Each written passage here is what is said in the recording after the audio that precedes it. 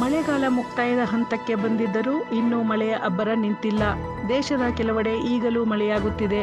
ಮತ್ತೊಂದೆಡೆ ನಿಧಾನವಾಗಿ ಚಳಿಯು ದೇಶದ ಅನೇಕ ಭಾಗಗಳನ್ನು ಆವರಿಸುತ್ತಿದೆ.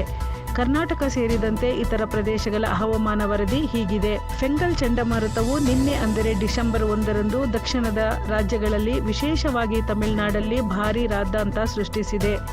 ಭಾರತೀಯ ಹವಾಮಾನ ಇಲಾಖೆ ಡಿಸೆಂಬರ್ 2ರಂದು ಅಂದರೆ ಇಂದು ಕೂಡ ತಮಿಳುನಾಡಿನ ಒಳನಾಡಿನ ಪ್ರತ್ಯೇಕ ಸ್ಥಳಗಳಲ್ಲಿ ಭಾರೀ ಮಳೆಯಾಗುವ ಮುನ್ಸೂಚನೆ ನೀಡಿದೆ.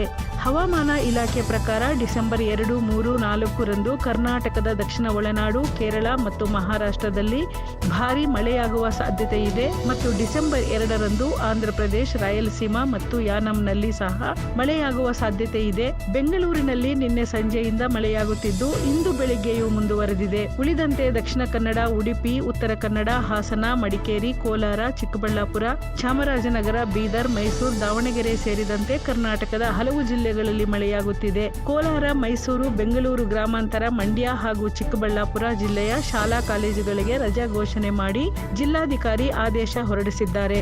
ಜೊತೆಗೆ ದಕ್ಷಿಣ ಕನ್ನಡ, ಉಡುಪಿ, ಶಿವಮೊಗ್ಗ, ಚಿಕ್ಕಮಗಳೂರು, ಹಾಸನ, ಕೊಡಗು, ಮೈಸೂರು, ಚಾಮರಾಜನಗರ ಜಿಲ್ಲೆಗಳಿಗೆ ಇಂದು, ನಾಳೆ ಯೆಲ್ಲೋ ಅಲರ್ಟ್ ಘೋಷಣೆ ಮಾಡಲಾಗಿದೆ. ಡಿಸೆಂಬರ್ 5ರವರೆಗೂ ಇದೇ ರೀತಿ ವಾತಾವರಣ ಇರುತ್ತದೆ ಎಂದು ಹವಾಮಾನ ಮಾಹಿತಿಯನ್ನು ನೀಡಿದೆ ಎನ್ನಲಾಗಿದೆ.